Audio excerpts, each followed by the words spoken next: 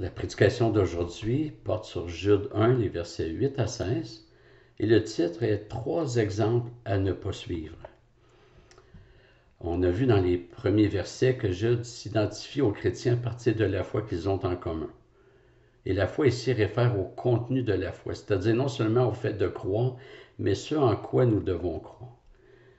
Puis au verset 4, Jude avertit qu'il y a des hommes qui se sont introduits, se faisant passer pour croyants, mais qui sont en fait des imposteurs, qui changent en dérèglement la grâce de Dieu et qui renient notre seul Maître et Seigneur Jésus-Christ. Ensuite, au verset 5 à 7, nous avons vu trois exemples à ne pas suivre et qui doivent nous servir d'avertissement. Le premier, c'est le peuple juif que Dieu a délivré d'Égypte, et le peuple s'est détourné de Dieu au désert. On se rappellera que toute la génération à partir de 20 ans qui est sortie d'Égypte n'est pas entrée en terre promise, verset 5, à cause de leur incrédulité. Au verset 6, le deuxième exemple à ne pas suivre, ce sont les anges qui ont péché et que Dieu garde dans des chaînes perpétuelles pour le jugement. Puis au verset 7, c'est le triste exemple de Sodome et Gomorrhe où les hommes sont tombés dans l'immoralité. Nous continuons aujourd'hui à partir du verset 8 jusqu'au verset 16. Malgré cela, ces hommes, aussi dans leur rêverie, souillent la chair, méprisant l'autorité du Seigneur, injuriant les gloires. Or, lorsqu'ils contestaient avec le diable et discutaient au sujet du corps de Moïse, l'archange Michel n'osa pas porter contre lui un jugement injurieux, mais il dit que le Seigneur te réprime. Eux, au contraire, ils parlent de manière injurieuse de ce qu'ils ignorent. Et ce qu'ils savent par instinct comme des animaux sans raison ne sert qu'à les corrompre. Malheur à eux, car ils ont suivi la voie de Caïn. C'est dans l'égarement de Balaam que pour un salaire se sont jetés, et c'est par la révolte de Corée qu'ils ont péri. Ce sont les écueils de vos agapes, où sans crainte ils festoient et se repaissent, nuées sans eau, emportés par les vents, arbres d'automne sans fruits, 2 fois morts, déracinés. Vagues sauvages de la mer, rejetant l'écume de leur turpitude, astres errants auxquels l'obscurité des ténèbres est réservée pour l'éternité, c'est aussi pour eux qu'Énoch, le 7e patriarche depuis Adam, a prophétisé en ces termes. Voici que le Seigneur est venu avec ses saintes myriades pour exercer le jugement contre tous et pour faire rendre compte à tous les impies de tous les actes d'impiété qu'ils ont commis, et de toutes les paroles dures qu'ont proférées contre lui les pécheurs impies. Ce sont des gens qui murmurent, des mécontents qui marchent selon leur convoitise, dont la bouche parle avec grandiloquence et qui flattent les gens par intérêt. Alors que le Seigneur bénisse sa parole, on va prier. Père éternel, on vient devant toi, on veut être à tes pieds, et on veut être instruit, recevoir tes enseignements. Et Seigneur,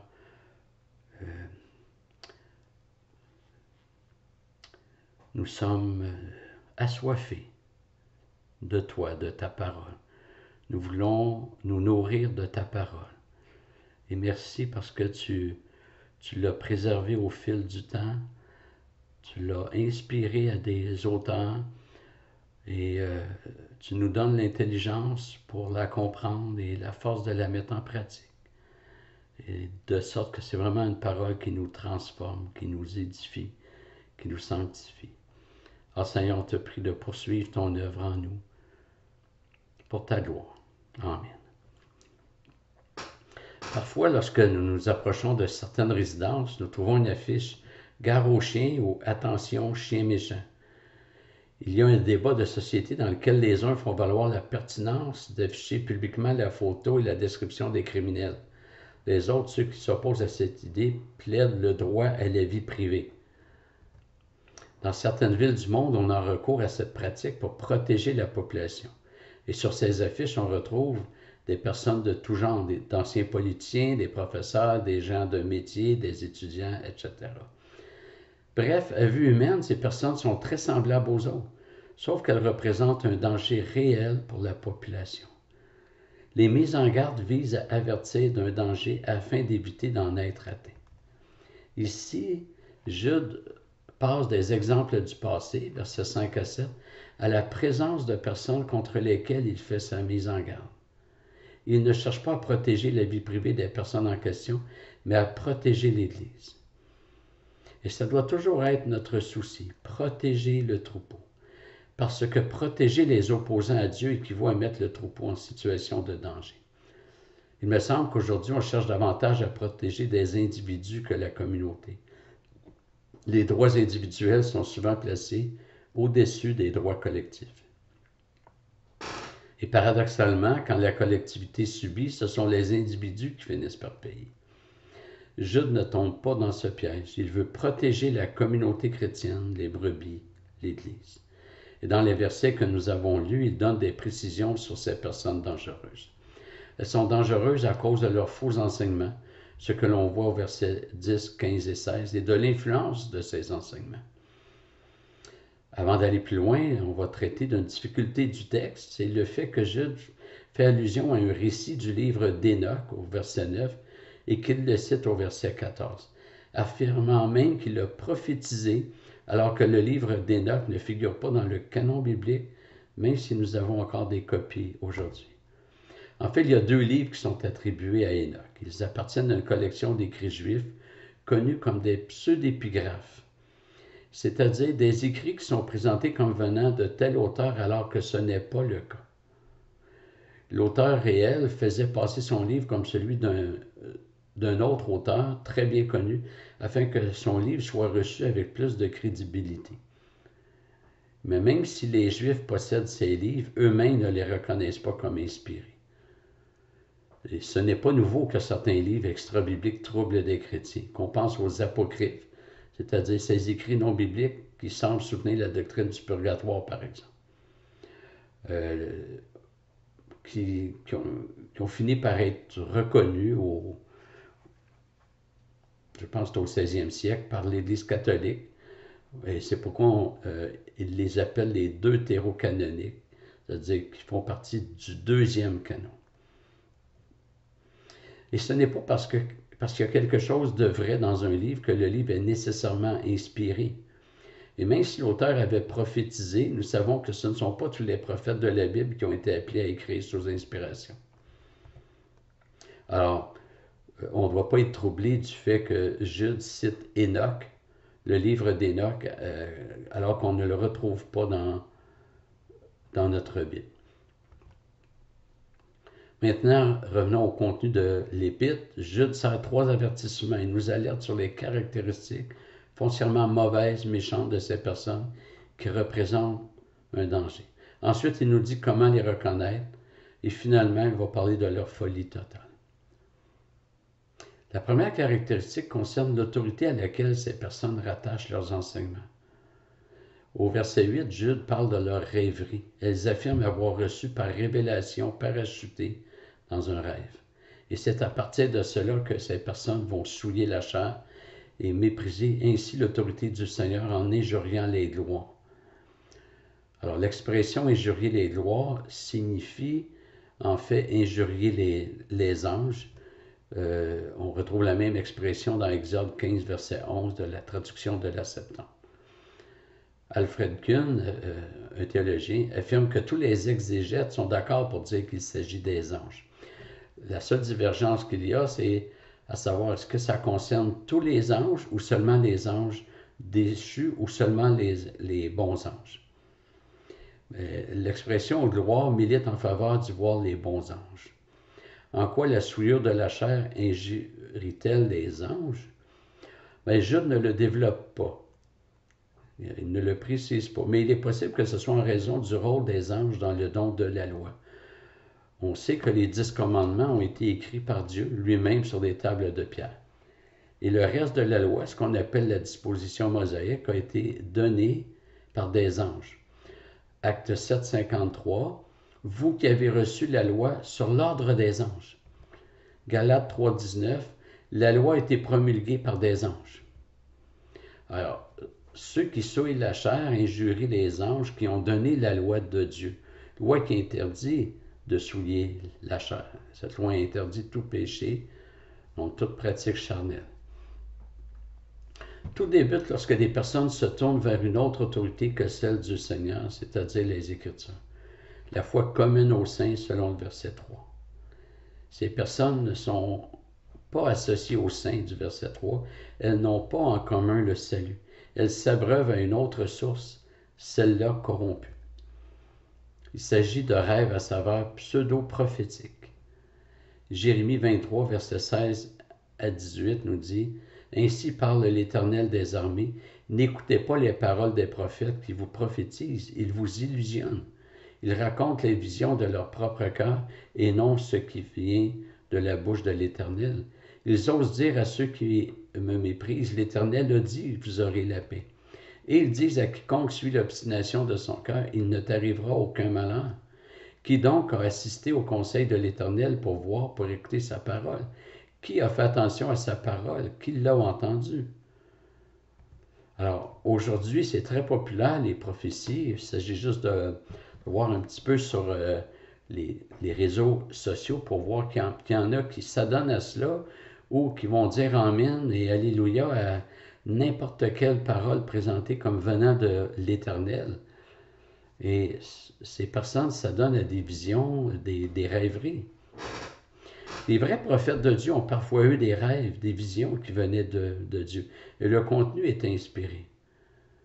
Mais il y a des personnes aujourd'hui qui voudraient avoir l'autorité des prophètes et qui insinuent que l'Éternel leur a communiqué leurs rêves. On aurait le goût de dire à ces personnes qui s'appuient sur leurs rêves de se réveiller. Colossiens 2, versets 18 et 19. Que personne, sous prétexte d'humilité et d'un culte des anges, ne vous conteste à son prix le prix de la course. Un tel homme s'adonne à des visions. Il est enflé d'un vain orgueil par ses pensées charnelles. Au lieu de s'attacher au chef par qui tout le corps soutenu est rendu cohérent par les jointures et les articulations, grandit d'une croissance qui vient de Dieu. Le test ultime pour reconnaître le vrai prophète, c'est que ce qu'il dit soit parfaitement aligné aux prophètes qui l'ont précédé. Puisque Dieu est un, le message est un. Les faux prophètes échouent le test. Ils enseignent sous prétexte de révélation la souillure de la chair. J'aimerais vous dire que ce n'est pas parce que Dieu a utilisé les rêves pour les prophètes que nos rêves sont révélationnels. Jamais la Bible n'encourage à trouver un sens à nos rêves. Jude va s'intéresser à l'autorité du Seigneur. Et le croyant s'en remet totalement à l'autorité du Seigneur. Et c'est dans ce sens-là que Jude affirme que l'archange Michel n'osa pas porter contre le diable un jugement injurieux, mais il dit que le Seigneur te réprime. L'archange Michel ne nous donne pas un exemple de respect envers le diable.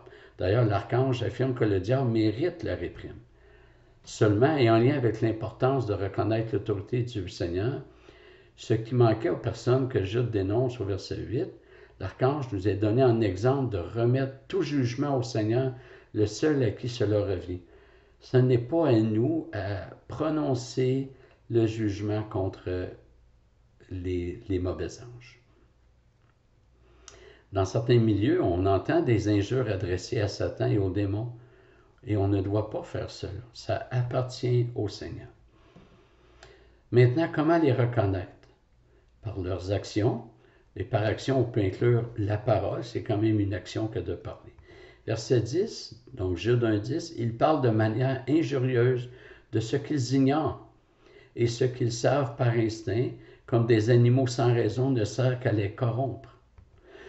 Ces personnes parlent comme des animaux sans raison.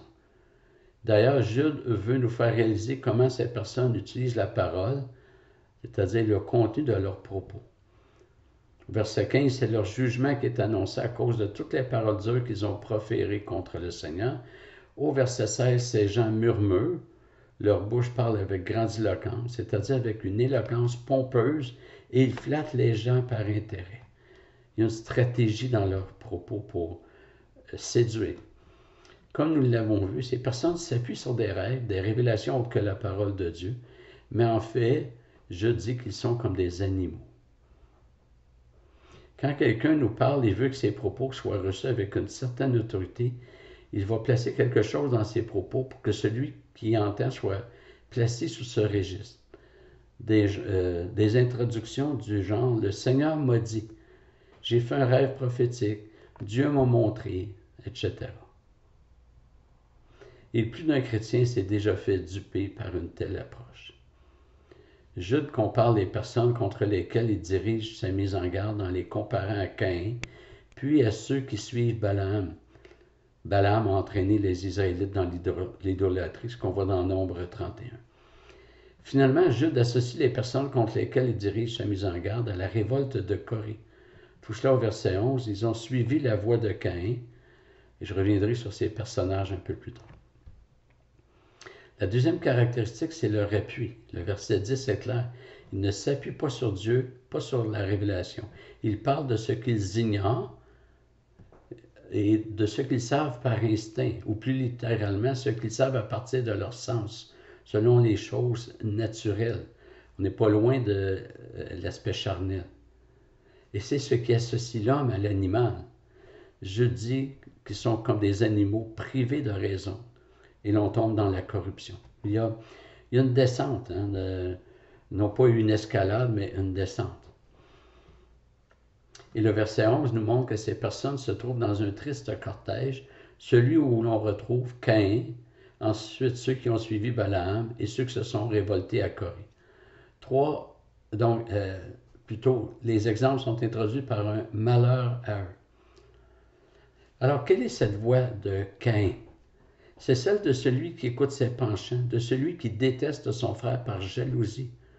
On retrouve son histoire au chapitre 4 de Genèse. Et Caïn, c'est l'homme que Dieu maudit, chasse et condamne à l'errance. Pour citer Samuel Bénétro, le chemin de Caïn évoque vraisemblablement à la fois le désordre moral, le manque de respect pour les autres, la non-résistance au mal, probablement la cupidité et une relation faussée avec Dieu, avec son tragique débouché. Une relation faussée avec Dieu. C'est-à-dire que Caïn a offert une offrande à l'Éternel.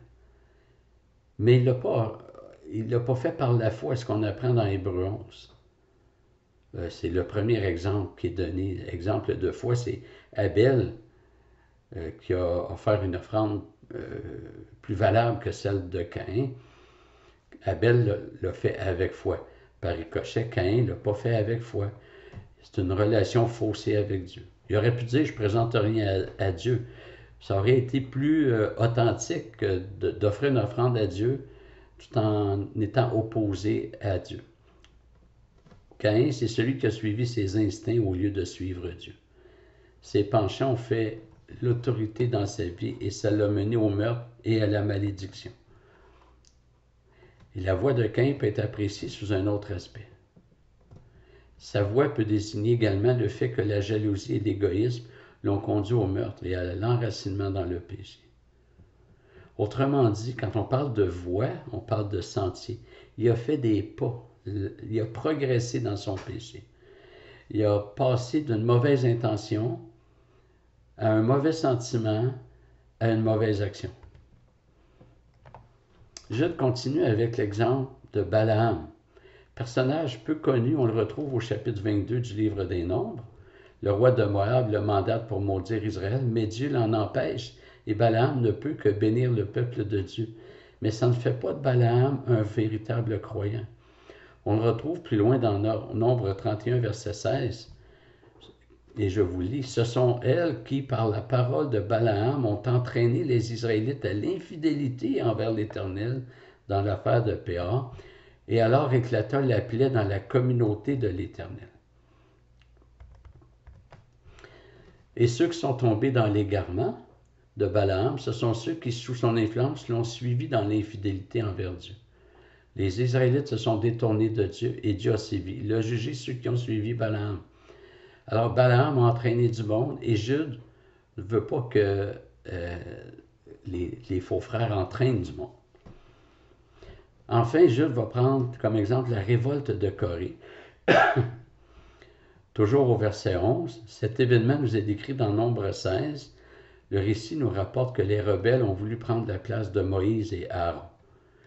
Alors, je vais lire les 3 premiers versets de Nombre 16. Corée, fils de Yitséar, fils de Kehat, fils de Lévi, avec Dathan et Abiram, fils d'Éliab et On, fils de Pélet, tous 3 fils de Ruben, prirent l'initiative de se soulever contre Moïse avec 250 hommes des Israélites, des princes de la communauté, de ceux que l'on convoquait aux réunions et qui étaient des gens de renom. Ils s'assemblèrent contre Moïse et contre Aaron et leur dirent, c'en est assez, car toute la communauté tous sont saints, et l'Éternel est au milieu d'eux. Pourquoi vous élevez-vous au-dessus de l'assemblée de l'Éternel? Des hommes, avec en tête Corée au verset 1, n'aiment pas la manière que ça fonctionne. On sait avec le livre d'Exode comment le Seigneur a établi Moïse et Aaron pour conduire le peuple. Et Moïse, c'était celui qui recevait les révélations de Dieu dans l'attente de la rencontre. Et ça a fait des jaloux. Et c'est pour ça que Corée dit, tout le peuple est saint. Donc Dieu pourrait parler à tout le monde.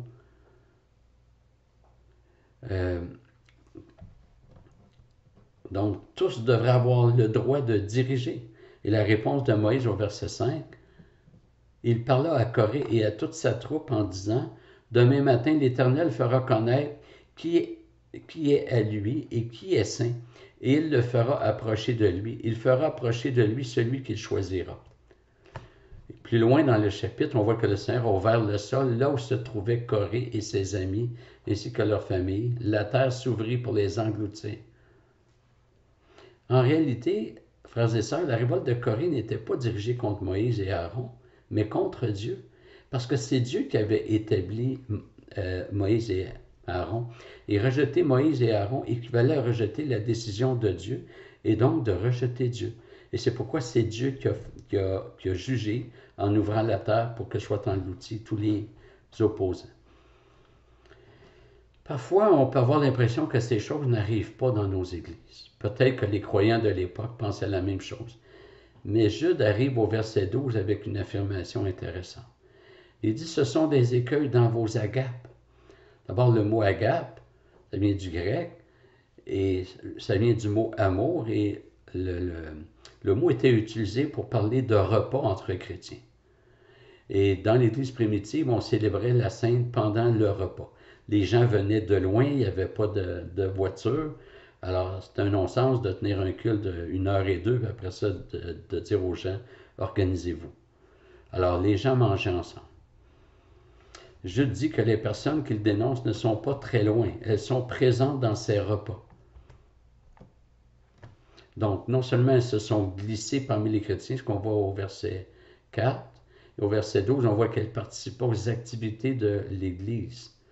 Et quand on sait que dans la Bible, le repas a vraiment un sens de communion, ce que ces faux frères-là faisaient était très grave. Ils s'introduisaient dans les agapes, dans les repas chrétiens. Maintenant, ça signifie quoi le mot écueil? Bien, le mot grec a deux sens probablement présents dans l'idée de Jude. Donc, c'est deux sens qui ne sont pas nécessairement... on n'a pas nécessairement à choisir entre l'un des deux. Le mot signifie une tâche, un défaut. Et on retrouve cette idée en 2 Pierre, chapitre 2, versets 13 à 15, dans un contexte très similaire.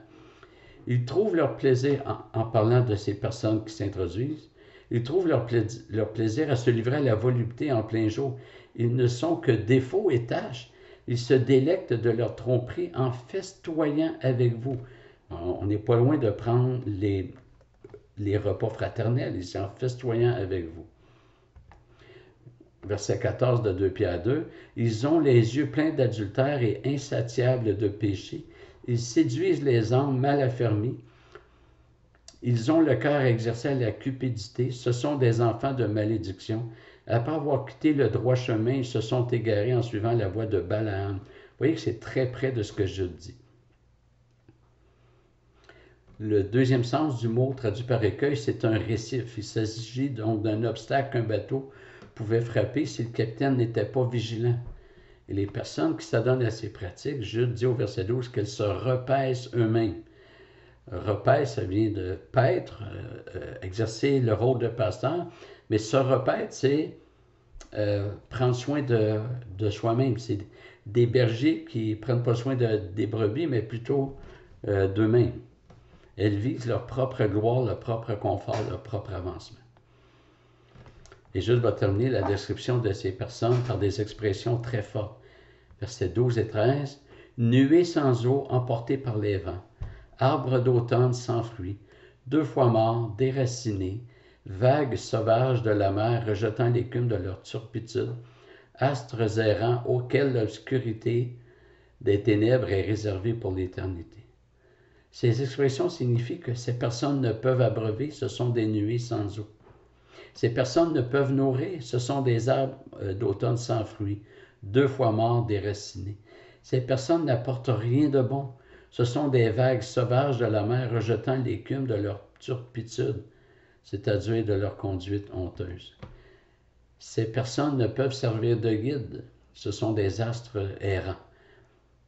Et c'est pourquoi Jude annonce la fin de ces personnes, le triste sort. Maintenant, quelques applications.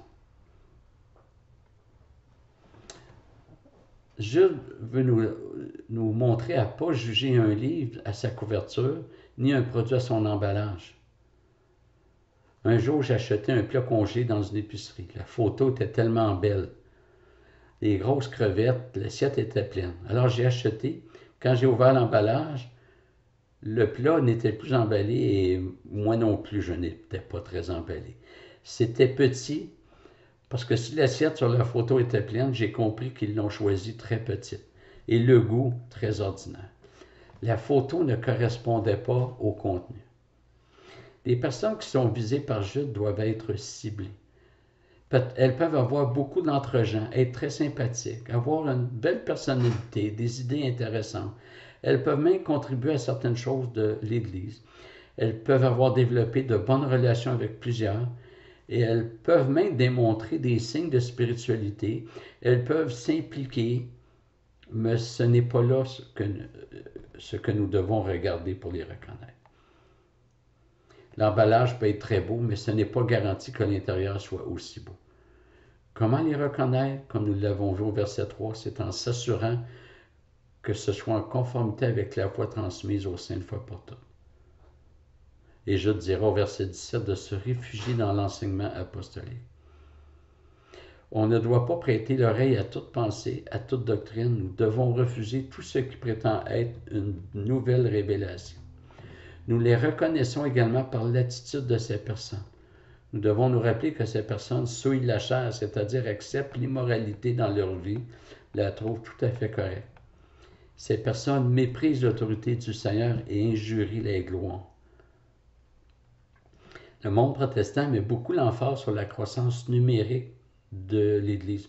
On ne le dit pas toujours ouvertement, mais même dans plusieurs familles d'Église, on va mettre des objectifs de croissance numérique. Mais je peux vous dire que dans les interviews pour embaucher des pasteurs, ce qui revient souvent, c'est le candidat devra être dynamique, rassembleur, avoir le tour avec les jeunes, créer des contacts avec la mairie puis le député. Et c'est arrivé que je vois des offres d'emploi comme pasteur, n'ayant aucun souci pour les qualifications bibliques pour être pasteur. Et on pose des questions comme combien étiez-vous dans votre ancienne église lorsque vous êtes arrivé et combien étiez-vous à votre départ. Autrement dit, s'il y a eu croissance, on est quasiment sûr d'avoir le poste, mais s'il n'y a pas eu croissance, s'il y a eu décroissance ou stabilité, là, c'est moins probable. La Bible ne met jamais l'emphase sur la croissance numérique. Oui, nous souhaitons des conversions, mais c'est Dieu qui donne la foi. Ce que le Seigneur nous demande, c'est que nous soyons trouvés fidèles dans ce qu'il nous demande. Et c'est lui qui fera l'œuvre.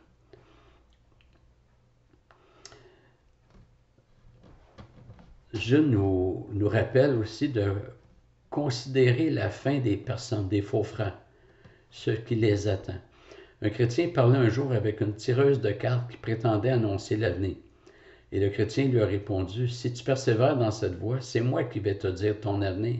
C'est l'enfer qui t'attend. » Jude nous informe de la fin de ces personnes parce qu'il veut que nous sachions que Dieu n'est pas de leur côté.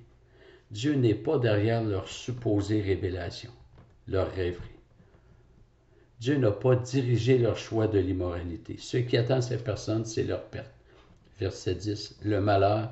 Verset 11, les ténèbres éternelles. Verset 13, le jugement de Dieu. Verset 15. Et nous n'avons aucun avantage à suivre ces personnes. Maintenant, pourquoi est-ce que Jude nous fait cette mise en garde? Pour que nous ne nous laissions pas influencer. Ces personnes ont elles-mêmes suivi la voie de Caïn, l'égarement de Balaam et la révolte de Corée. Ces personnes ont décidé de suivre la voie de personnes elles-mêmes perdues. Ces personnes se sont placées sous l'influence de mauvaises personnes et cherchent à leur tour à influencer d'autres personnes. Et finalement, pourquoi ne pas examiner nos croyances à la lumière de la parole de Dieu? Est-ce que ce que nous croyons est basé sur la parole de Dieu ou sur des paroles d'hommes? Les seules paroles d'hommes qui sont crédibles sont celles qui sont basées sur la parole de Dieu. Soyons comme les Béréens qui avaient de meilleurs sentiments que ceux de Thessalonique et examinons chaque jour les Écritures pour voir si ce qu'on nous dit est exact. Alors que le Seigneur nous donne ce souci pour nos âmes, un souci communautaire, de nous intéresser uniquement à la vérité, à ce que Dieu nous dit dans sa parole. Voilà, on va prier pour terminer. Seigneur Dieu, nous te prions que tu nous donnes d'être vigilants, c'est-à-dire de veiller. Veiller sur nous-mêmes, veiller sur nos frères et sœurs en s'édifiant ensemble, s'exhortant. Et aussi veiller sur le troupeau pour s'assurer qu'il n'y ait pas de mauvaise influence. Seigneur, tu nous donnes des responsabilités, mais on sait qu'on ne peut pas les remplir sans le secours de ton esprit. C'est pourquoi nous te prions que tu nous accordes la sagesse, le discernement, le courage dans toutes ces choses. Seigneur, nous te prions que notre Église et que toutes les églises qui t'appartiennent, les vraies églises, puissent t'honorer en toutes choses, ayant au centre ta parole. Amen. Voilà, merci de votre attention, que le Seigneur vous garde. Au revoir.